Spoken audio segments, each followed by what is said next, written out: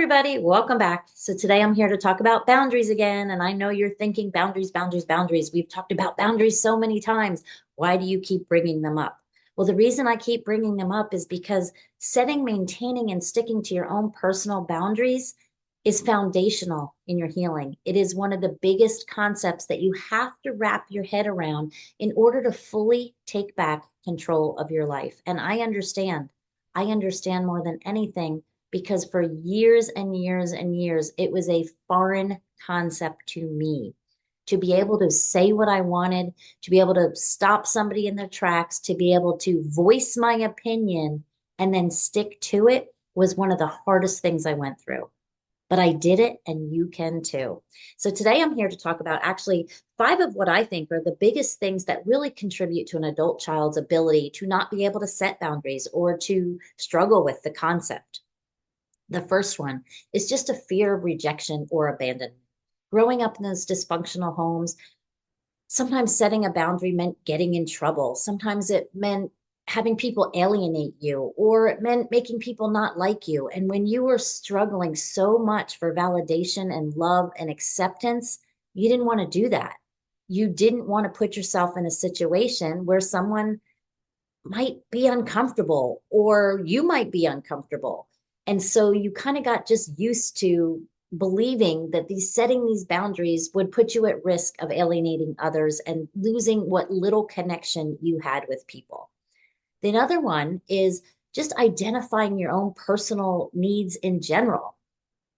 So when I started going to therapy and people said to me, well, you got to set boundaries, and I was like, okay, well, what do I do? Say no, you say yes. Like, what kind of boundaries are there?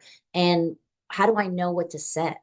So often we are so used to just giving everybody what they want and having our boundaries violated completely that we don't even know what our own personal values are. And when you don't know what your values are, you don't know how to set boundaries around them. So, what are your personal needs and how do you figure that out? It's a process. It's a very long process, my friend, but it's a simple process to get you started.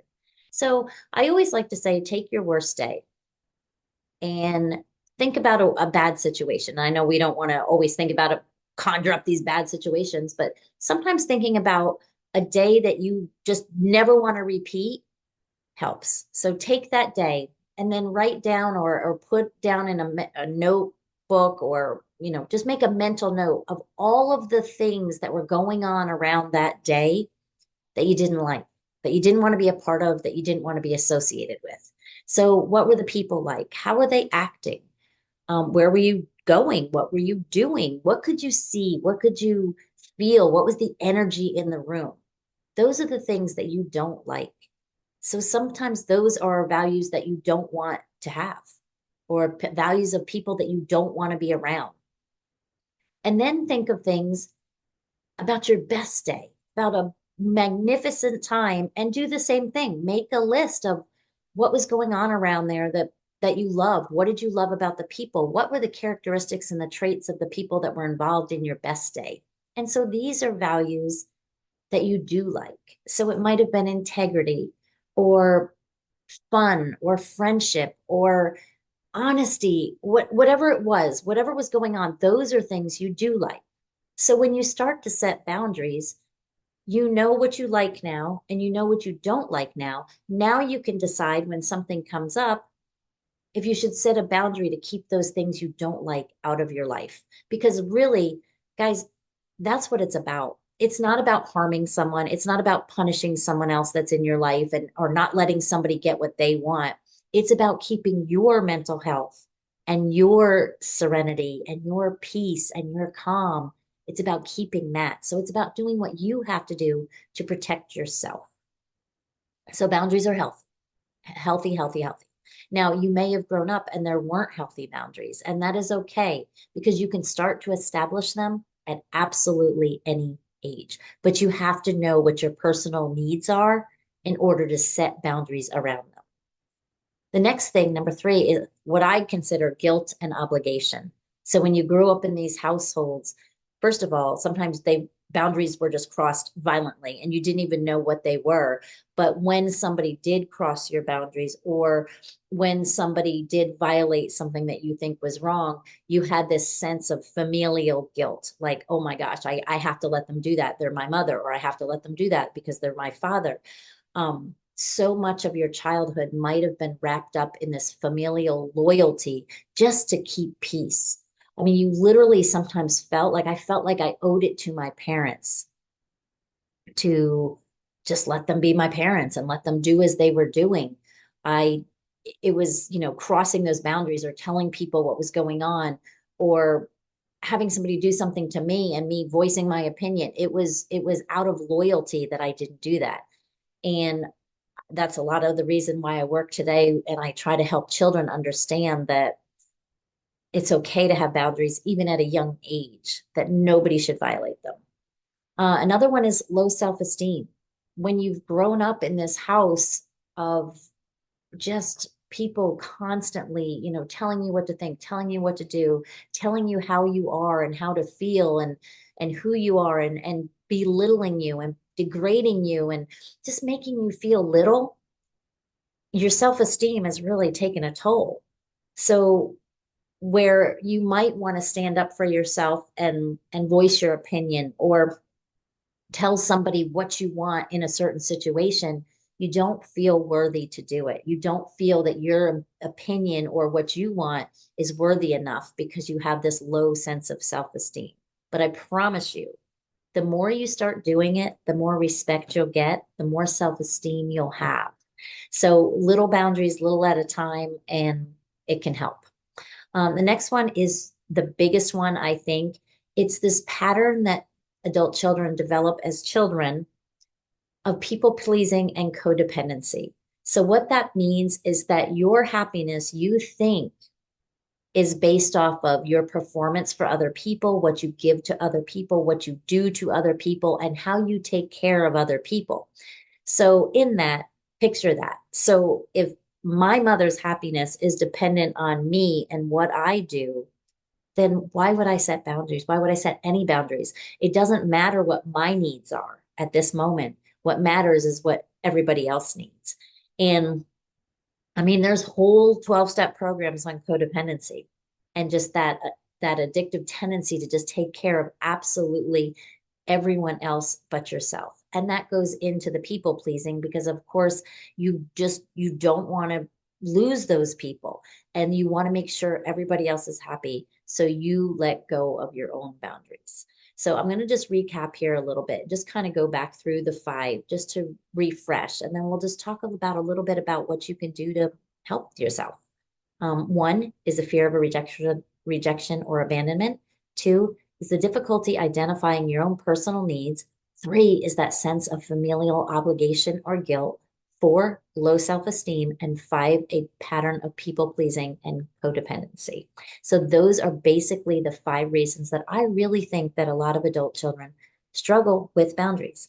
So I'm going to give you three quick, simple steps, and I've given you the first one about how to kind of establish what your values are so that you can start to set the goals and start to set the boundaries. And that is the first step.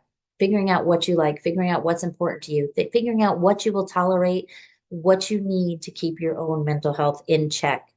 And when something comes about, someone asks you a question, you have to make a decision, always keep that in mind. Always keep that in mind. And then you can make the decision based on that.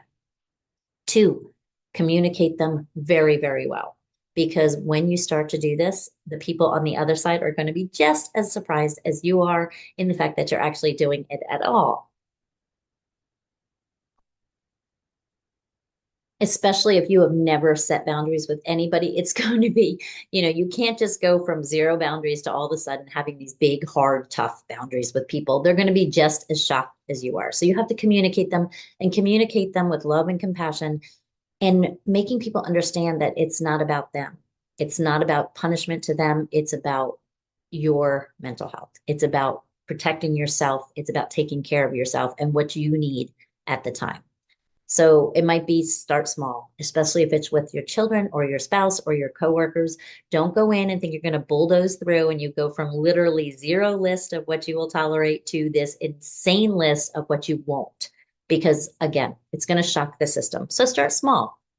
Maybe just start saying no. Maybe just start saying where you want to go out to eat instead of where the other person wants to go out to eat. Anything that really gives you this sense of, wow, I can stand up for myself. I can say what I want. I can do what I want. The next thing that I will really, really, really encourage you to do is if you set a boundary, stick to it. That's why I say start small, baby steps. Because if you set one and then you give in, let's say, for instance, you say to your children, I really don't like when you do this to me or talk to me this way. And next time you do, I'm taking your phone. And this is just a very hypothetical situation. And then they talk to you that way and you don't take the phone. What does that say to them? It says to them that your boundaries mean nothing. It means that you just need to be prodded a little or encouraged a little, or in most cases, honestly, manipulated a little so that you'll give in. So again, start small and do and make boundaries so that you can actually enforce them. And I tell you, I promise you, promise you, promise you, the first time that you do, you'd be surprised at the reaction that you will get. People will respect it. People understand. Most people out there have boundaries. So when you start setting them, you're no different. You're not this big, mean ogre. You're not this nasty person. You're just someone who is standing up for themselves. You're someone who is saying what you like and what you will tolerate. It's very, very, very difficult to start. So start small. I like the example that someone gave me the other day of going into a restaurant and ordering something that's not on the menu. Feels a little uncomfortable, right? But it's okay. And you may get a yes and you may get a no, but it's just practicing voicing what you want because of the ultimate goal is that when you want to do something or you want to say something or you want to go somewhere and there's any kind of confrontation, and it may not always go your way, but the ultimate goal is that you have the ability and the nerve and the confidence and the self-esteem to know that you deserve to at least voice what you want. That's really all I want to say to guy today. Guys, I know because boundaries are so, so, so tough.